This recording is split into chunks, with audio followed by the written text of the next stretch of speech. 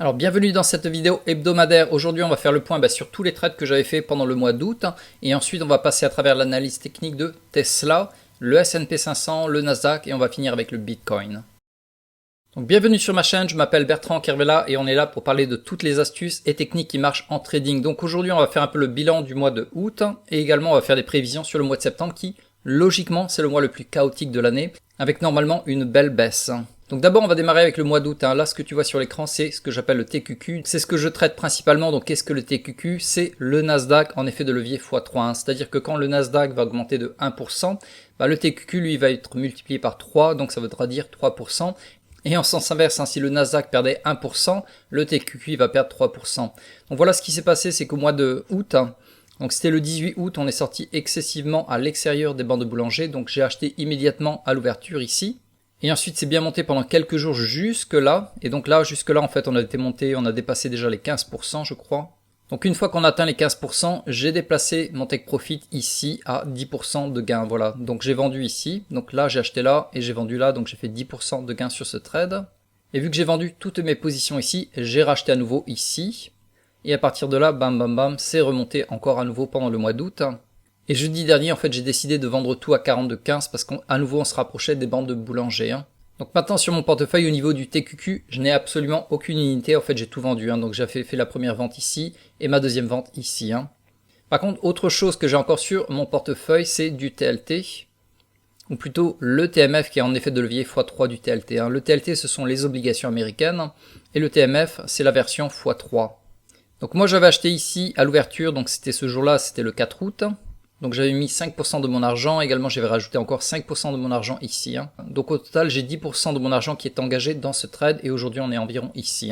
Donc légèrement en dessous de mon premier achat mais bien au-dessus de mon deuxième achat. Et le dernier trade dans lequel je suis engagé c'est sur la Chine. Donc ça c'est l'indicateur de la Chine sur la technologie, donc le CQQQ. Et donc moi j'avais acheté je crois ici aux alentours de l'ouverture ici, voilà. Et la raison pour laquelle j'avais acheté au niveau de la Chine, c'est parce qu'en fait on avait ce qu'on appelle une tête et épaule. Donc si je te le dessine, donc ça c'est l'épaule de gauche, hop, ça c'est la tête, ça c'est l'épaule de droite, voilà. Donc on est à peu près environ de là, à ce niveau-là. Et donc si jamais ça se passait qu'effectivement c'était une tête-épaule qui était confirmée, après tu prends la base en fait, donc du point le plus bas jusqu'à peu près au niveau du cou, et hop tu le reportes, et tu le reprends et tu le reportes un peu plus haut. Voilà, donc c'est un peu à l'arrache, mais voilà c'est à peu près le niveau que je guette.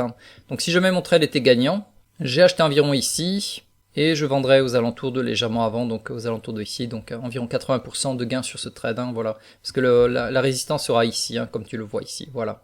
Voilà, donc ça c'était pour les trades que j'avais fait et qui sont encore en cours pour ce mois d'août.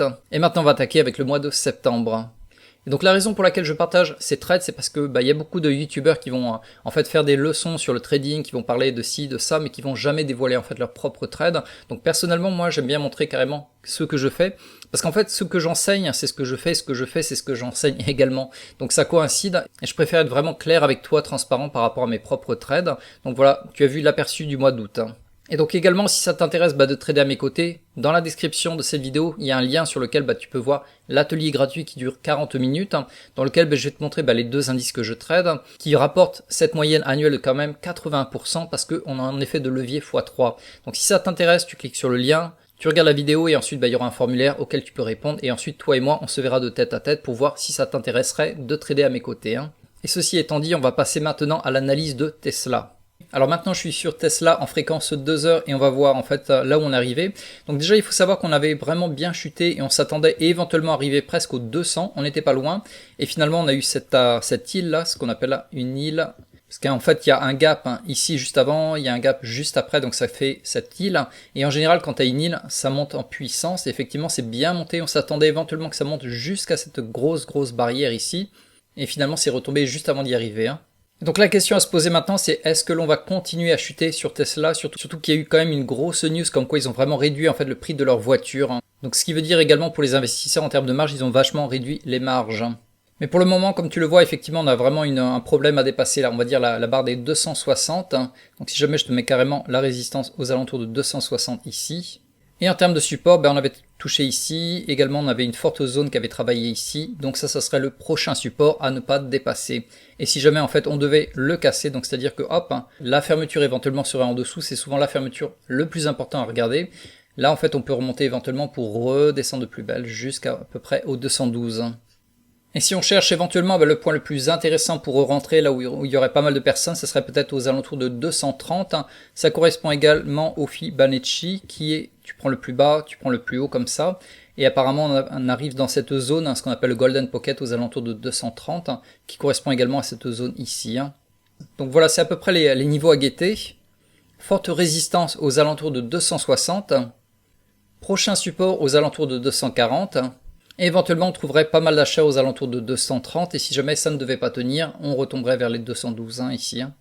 Alors maintenant, on va regarder Apple, qui est le stock le plus gros au monde sur le marché boursier. Donc en général, si Apple se pète les dents, devine quoi, le reste du marché va suivre. Ou au contraire, si Apple devait monter, le reste du marché également devra monter. Donc c'est vraiment intéressant de le suivre, même que tu le trades ou pas. De toute façon, comme je te l'ai dit, c'est le stock le plus gros sur le marché. Donc ça vaut le coup d'y jeter un œil. On va regarder à peu près où on était par rapport en fait à l'année dernière. Comme tu le vois, ça c'était le sommet en fait de 2022. Avant le gros crash, on l'avait carrément dépassé, mais bel et bien comme ça. Et finalement, on est redescendu en dessous, si jamais je te le montre. Hop.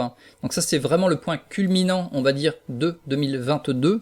On l'avait dépassé, on est retombé, et finalement, on l'a redépassé à nouveau. Et ce qui va être intéressant également à voir, c'est ce qu'on appelle le Fibonacci. Hop, si je te prends le point extrême haut, le point extrême bas, en fait, on a ce qu'on appelle le Golden Pocket, et c'est exactement là où on est. Donc le Fibonacci, ça sert à quoi? Ça sert éventuellement à déterminer en général où serait le point le culminant avant que ça retombe. Donc c'est à peu près cette zone qu'ils appellent ça le Golden Pocket, la poche en or. Et c'est exactement là où on est avec deux bougies d'indécision. Donc si je te l'enlève, également comme tu le vois ici, il y avait un énorme gap. Donc éventuellement on pourrait remonter jusqu'à fermer ce gap ici avant de redescendre donc pour le mois de septembre et finalement remonter. Donc le prochain support, ça sera aux alentours de ici, parce que comme tu le vois, on était monté en flèche, sans aucune structure d'ailleurs. Donc si jamais on devait redescendre, pareil, on redescendrait en flèche aux alentours de cette même zone, où on retrouve énormément d'acheteurs. Et en termes de résistance, aux alentours de ici, fermer le gap. Et si jamais on devait le dépasser, carrément, la prochaine résistance sera ici. Et comme tu le vois, on est vraiment pas loin de la dernière en fait gap ici. Donc là, on n'est même pas à 1%. Et le dernier sommet, on est quoi, à 4%. Et pour le point le plus bas, on est aux alentours de 7%, si jamais de chute, pour le mois de septembre. Donc comme je te l'ai dit, surtout observe Apple, parce que si Apple bouge vers le haut, le reste du marché va suivre, et en sens inverse c'est pareil, si Apple demain commence à se péter les dents, le reste du marché également va suivre. Alors maintenant on va passer au Nasdaq, comme tu le vois c'est le US 100 qui correspond au Nasdaq en futur, là on est en daily, donc en journalier, et comme tu le vois en fait depuis 2023 on était monté vraiment à la verticale, on est presque remonté jusqu'au dernier sommet ici, et on avait en fait eu un double top, ça c'était fin juillet, pour redescendre en août, et comme je te l'avais montré en début de vidéo, c'est là où j'avais fait mes trades, donc j'avais acheté au plus bas, j'avais revendu environ ici, j'avais racheté, et finalement j'ai revendu il y a quelques jours ici. Donc la question maintenant c'est où est-ce que l'on est, où est-ce que l'on va. Donc comme tu le vois ici, c'est à peu près la résistance et le support. Si je te le mets en 2 heures, ça sera beaucoup plus facile à voir. Si jamais également pour tracer tes supports et tes résistances, souvent tu le mets en fréquence de 2 heures, ça sera plus évident parce qu'il y aura plus de marques comme tu le vois ici, ça a touché, pareil là on a tapé. Également pour les supports et les résistances, c'est bien de les voir proches dans le temps, c'est-à-dire que si tu vas un an en arrière pour chercher ta résistance, c'est un peu trop tard. Mais si effectivement tu reviens 2 ou 3 jours en arrière et que là ça va taper, on peut se dire ok, là c'est un fort support. Donc voilà à peu près pour le support. Et pour la résistance, il faudrait passer au-dessus et carrément fermer. La fermeture, c'est toujours le plus important. Donc si ce support ne devait pas tenir, le prochain sera aux alentours de ici, comme tu le vois. On peut le déplacer là. Et si celui-là également craquait, ça peut aller très très vite, parce qu'on est vraiment pas loin. On est à quoi? Même pas 1%. Donc voilà, il suffit simplement de fermer en dessous de 1% pour après avoir une méga dégringolade jusque là environ. Et pour la résistance, pareil, si je te minimise un peu l'écran, la prochaine résistance serait aux alentours de ici. Voilà. Avec un gap tout de même à garder en tête ici, aux alentours de là. C'était cette bougie. Là, voilà, on avait eu un gap. À l'ouverture, on avait ouvert bien plus bas. C'est remonté, mais pas assez pour fermer ce gap, si jamais je t'agrandis l'écran. Donc ce gap également est assez important. On pourrait éventuellement remonter jusqu'à fermer ce gap et ensuite se péter les dents tout au long de septembre. Alors maintenant on va passer avec le S&P 500, donc ça c'est l'US 500, c'est les 500 entreprises américaines en fréquence de 2 heures, donc on a à peu près la même forme que sur le Nasdaq, donc on était monté vraiment en flèche depuis quelques mois, Finalement, tout le mois de août, si j'arrive à minimiser mon écran, en fait, on avait commencé vraiment à chuter. Et aux alentours, voilà, du 18 août, on était remonté en flèche. Et maintenant, on arrive, en fait, on a buté à cette limite aux alentours de ici, où c'était l'ancienne résistance qui avait tapé. Et finalement, on a tapé jeudi, vendredi, et apparemment, le mouvement commence à aller légèrement de plus en plus bas. Vraiment, c'est un début de tendance baissière. Un peu plus bas, un peu plus bas, un peu plus bas, et un peu plus bas. Donc là, je te parle par contre de la fermeture des bougies. Donc ça, c'est le moment maintenant pour les bears justement de pousser le marché vers le bas, donc éventuellement de le faire chuter légèrement plus bas, fermer en dessous pour cette semaine, remonter la semaine prochaine, et finalement rechuter de plus belle la semaine suivante. Donc là, effectivement, ça ferait les 3 semaines de septembre relativement négatives, et en général, à la fin de septembre, ça remonte en flèche. Octobre, novembre, décembre, c'est le rallye de Noël. Donc c'est souvent un peu le scénario, on va dire, de septembre. Mais à nouveau, naturellement, il n'y a aucune garantie. C'est simplement des scénarios. Les points les plus importants sont à guetter. Donc la résistance ici, le support le plus proche, qui est vraiment pas loin, celui d'après qui est pas loin non plus. Et si jamais on le casse, après, c'est la chute en ligne droite, comme tu le vois, jusqu'à environ cette zone. Et c'est là naturellement que éventuellement on devrait trouver pas mal d'acheteurs. Et comme d'habitude, on va finir cette vidéo hebdomadaire en beauté avec le Bitcoin. Donc là, je suis en weekly, on est sur le BTC. Comme tu le vois, en fait, ça bouge pas depuis quelques semaines. Donc là, c'est la bougie, ça a déjà commencé pour cette semaine, mais on est à peu près au même niveau. Et comme tu le vois, donc ça serait l'extrême résistance aux alentours de 31, 32. Enfin, ça dépend des antennes que tu vois. Le support sur lequel on est, en fait, vraiment, sur lequel on risque carrément de le casser, on est aux alentours de 25 000. Et le niveau suivant, ça serait aux alentours de 21, 22 000 ici. Et si on le regarde en journalier, donc Bitcoin, il adore faire les faux breakouts, c'est-à-dire qu'en fait on était vraiment comme ça compressé pendant pas mal de jours, presque 2 semaines totales à l'intérieur de cette zone. Finalement on l'a explosé, on s'est dit ok, on est parti vers les 30 000, voire vers les 40 000, et finalement le lendemain, hop, petite chute. Le surlendemain on est retombé sur nos pieds, on est à peu près au même niveau, et encore ça continue à dégringoler vers le bas. Donc cette année apparemment c'est pas l'année pour le Bitcoin, peut-être qu'il y a encore plus de baisses à prévoir, notamment aux alentours de 21 22 000, qui cependant seraient vraiment des zones intéressantes d'achat parce que logiquement l'année prochaine, ça sera l'année 2024, ce sera peut-être l'année du Bitcoin, mais cette année 2023 c'est un peu pour l'instant c'est chaud patate.